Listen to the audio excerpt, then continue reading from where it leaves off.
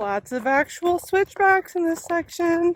I feel like the CDT is often neglected to add switchbacks, but this section of trail so far coming out of Lador is a lot better than some of the other ones.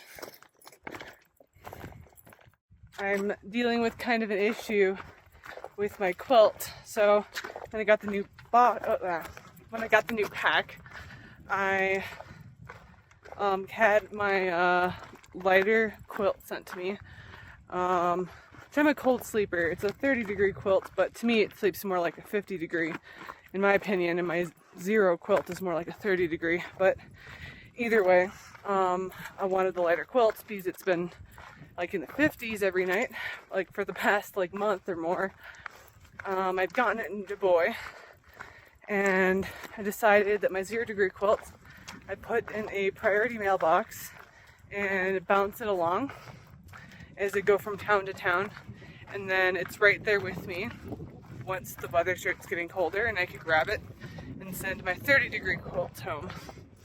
Except when I went to Lima, it wasn't really a modern post office.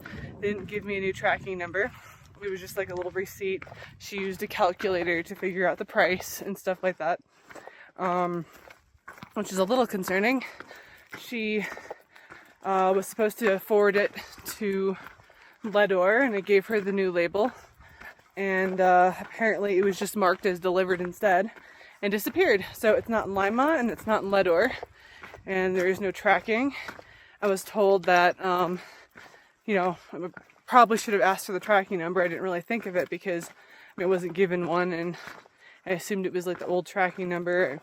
I didn't really think anything of it, but my bad. And after many phone calls, it's still just gone. And then we were told, oh, I probably opened the box, so I couldn't forward it. I didn't even touch the box. I just handed her the new label. So that's something that's been going on. I hope I get that back at some point, but it might just be gone forever. It was an Enlightened Equipment quilt, so that's it kind of sucks. This tree must have just fallen like today or a couple days ago. All that looks fresh. The needles still look good. The lichen's growing in the right direction. Like, this looks real fresh. There's some logs over there with sawdust next to them, so I mean that's fresh. This must be fresher.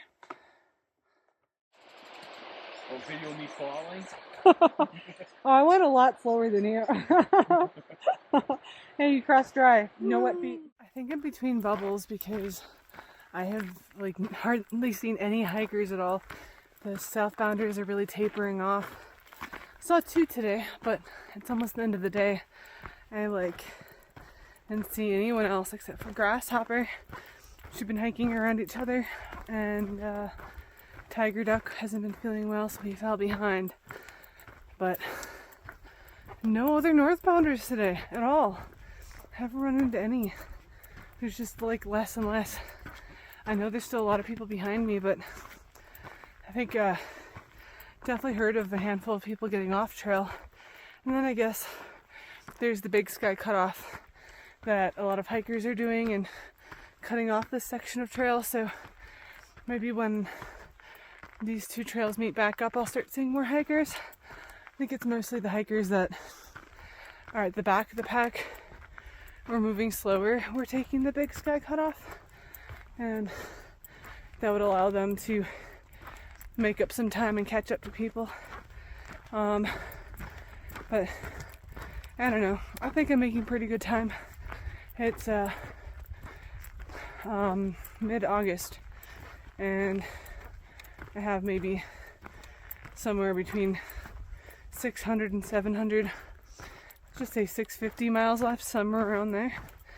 And once I finish, I have to go back down to fill in that fire closure section to fill in my footsteps. But I feel pretty good with my timing right now.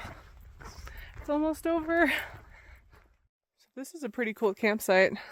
It's an old log cabin, and I tented right inside of it.